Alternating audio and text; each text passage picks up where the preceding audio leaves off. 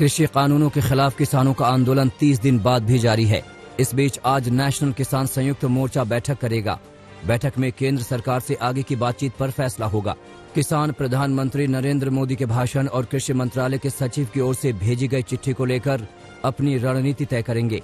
केंद्र सरकार की ओर से किसानों को फिर से चिट्ठी लिखकर बातचीत के टेबल पर लौटने की अपील की गई है।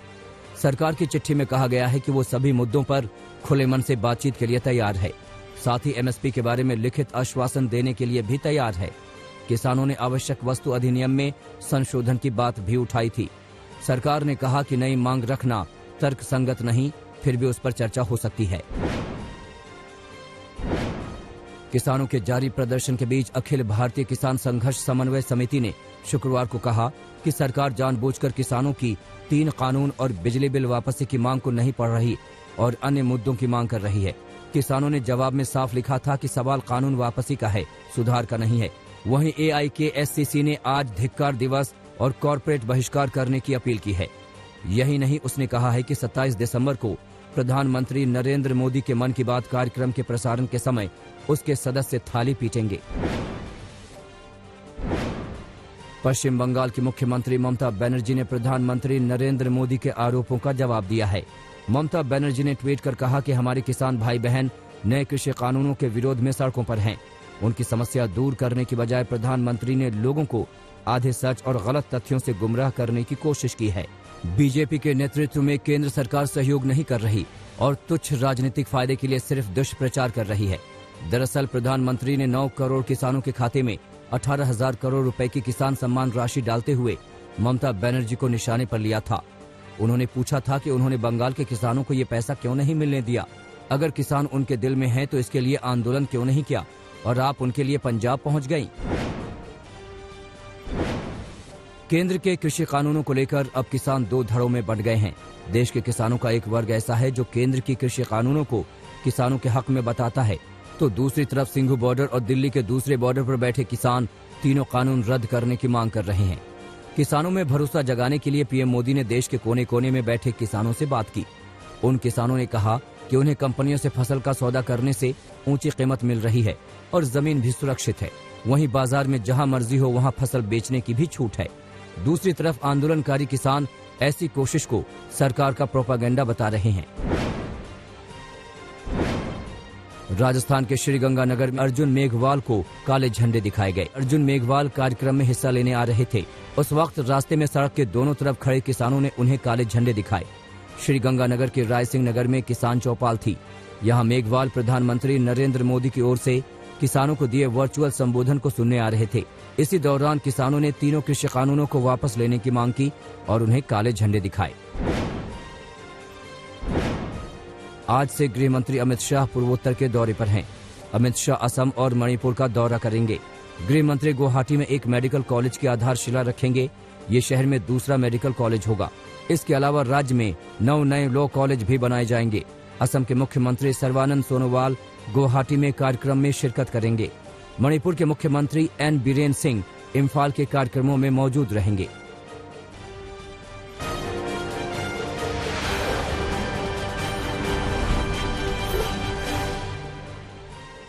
एक तरफ देश में कोरोना वैक्सीन को लेकर इंतजार है तो दूसरी ओर देश में कोरोना की दहशत बरकरार है। पूरे देश में कोरोना के आंकड़ों की बात की जाए तो पूरे भारत में 24 घंटे में 23,000 से ज्यादा कोरोना संक्रमित मिले हैं। इन्हीं 24 घंटों में कोरोना संक्रमण से 336 लोगों ने दम तोड़ दिया। बात अगर अब तक कोरोना संक्रमितों की हो तो देश में अब तक कोरोना संक्रमितों की संख्या 1 करोड़ 1.5 लाख को पार कर गई है। देश में अब तक कोरोना संक्रमण से 1,47,000 से ज्यादा लोग दम तोड़ चुके हैं। अच्छी बात यह है कि कोरोना से लोग तेजी से ठीक हो रहे हैं। अब तक कोरोना से 97 लाख से ज्यादा लोग ठीक हो चुके हैं, मगर देश में 2,81,000 से ज्यादा एक्टिव केस हैं।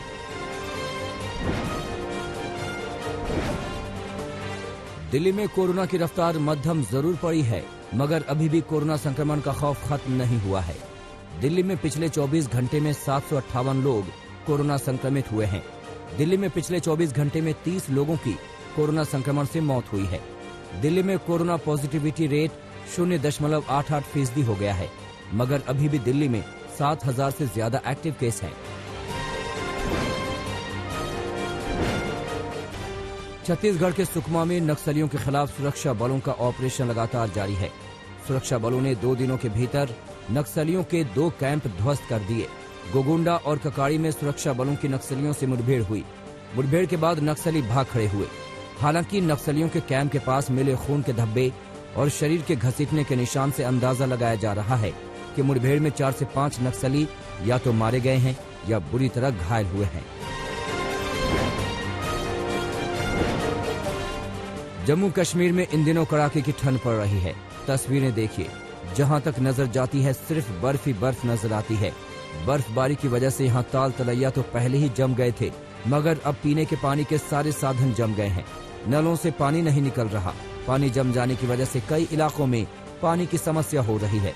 श्रीनगर में भी पारा -4 डिग्री तक रिकॉर्ड किया गया, तो कश्मीर के कई इलाकों में पारा -8 डिग्री तक चला गया है। मौसम विभाग की माने तो आज एक वेस्टर्न डिस्टर्बेंस की वजह से कश्मीर में बर्फबारी हो सकती है। जाहिर सी बात है कि घाटी के लोगों के लिए बर्फबारी और शीतलहर मुसीबत का सबब बन गई है। पंजाब में भी सर्दी का सितम बदस्तूर जारी है। घना कोहरा और शीतलहर लोगों की जिंदगी को प्रभावित कर रहे हैं। अमृतसर में घना कोहरा और ठंड ने जिंदगी की रफ्तार पर ब्रेक लगा दिया है। लुधियाना का भी यही हाल है। यहाँ भी कोहरे की घनी चादर ने जीवन अस्त व्यस्त कर दिया है।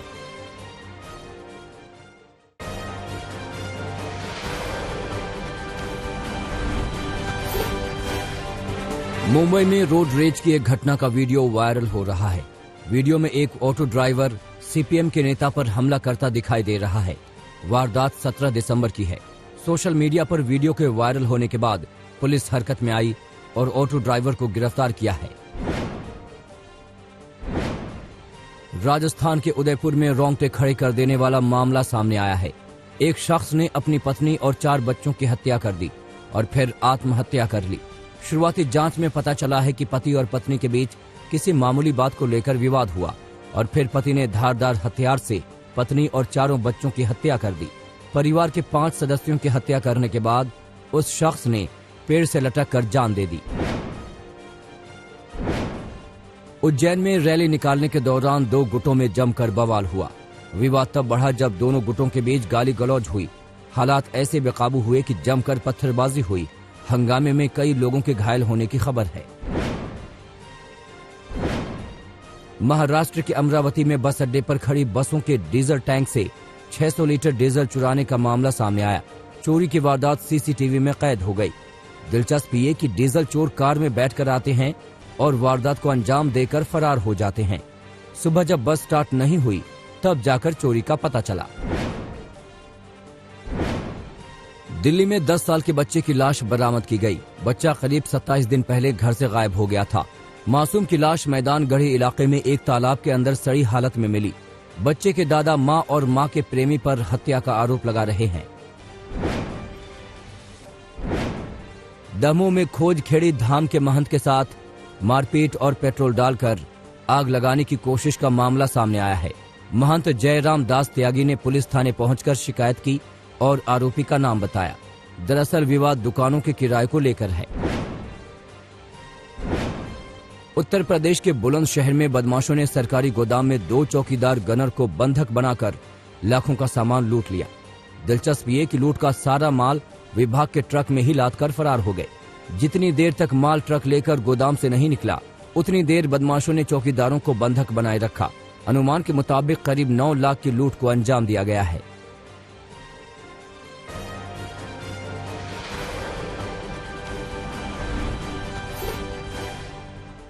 बारां के पूर्व कलेक्टर आईएस इंद्र सिंह राव को जयपुर की एसीबी टीम ने कोटा की अदालत में पेश किया, जिसके बाद उन्हें 6 जनवरी तक जेल भेज दिया गया है। राव कोटा जेल में रखे गए हैं। उनका कैदी नंबर 2446 है और उन्हें बैरक नंबर 24 में रखा गया है। नवी मुंबई के वाशी रेलवे पुल के पास एक 25 साल की महिला गंभीर रूप से घायल अवस्था में पाई गई। महिला के सिर पर गंभीर चोट लगी है। पुलिस को शक है कि महिला यौन शोषण का शिकार हुई है और उसे चलती ट्रेन से फेंक दिया गया। फिलहाल पुलिस आरोपी को पकड़ने के लिए इधर उधर हाथ पांव मार रही है। दिल्ली से सटे फरीदाबाद में 2 दिनों पहले युवा नेता की हत्या के मामले में पुलिस ने 4 आरोपियों को गिरफ्तार किया है। हालांकि हत्याकांड का मुख्य आरोपी मनोज मंगरिया अभी भी पुलिस गिरफ्त से बाहर है। मनोज मंगरिया पर पुलिस ने 2 लाख का इनाम भी रखा है। चारों पर मनोज भाटी की हत्या का आरोप है। यूपी के श्रावस्ती की एक 25 साल की महिला की लाश नेपाल में बरामद की गई है। महिला करीब 20 दिनों पहले अपने पति के साथ मजार पर मन्नत मांगने गई थी, लेकिन उसकी लाश नेपाल के जंगलों में बरामद की गई। परिजनों ने शव का अंतिम संस्कार करने से इनकार कर दिया। राजस्थान के करौली में दिन दहाड़े चोरी का सामान बेचते हुए एक शख्स को लोगों ने रंगे हाथों पकड़ लिया और उसे बिजली पोल के खंभे से बांधकर जमकर मारा पीटा। सूचना के बाद मौके पर पहुंचे कोतावली थाना पुलिस ने युवक को लोगों के चंगुल से छुड़ाकर हिरासत में ले लिया। बिहार के नालंदा में पुलिस ने अलग अलग जगहों पर छापेमारी कर नए साल के जश्न मनाने के लिए लाई गए शराब की खेप बरामद की है। पुलिस ने मौके से करीब 50,000 नकद और कई सिम कार्ड भी बरामद किया है। शराब तस्करी के आरोप में एक कारोबारी को गिरफ्तार किया गया है।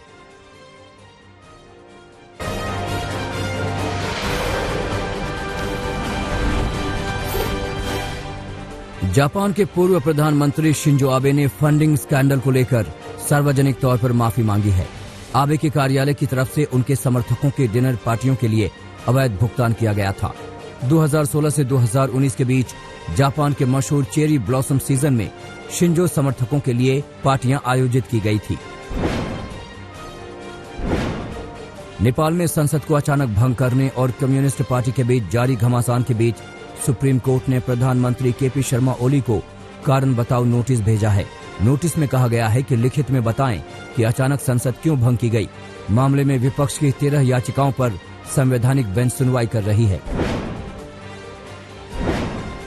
चीन के डेलियन में कोरोना के 12 नए क्लस्टर से हड़कंप मच गया, जिसके बाद प्रशासन ने 24 घंटे के भीतर सभी निवासियों की कोरोना टेस्टिंग के आदेश दिए हैं।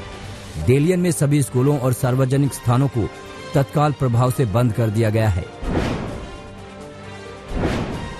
कोरोना के नए स्ट्रेन के बाद दुनिया में मचे हड़कंप के बीच अमेरिका ने बड़ा फैसला लिया है।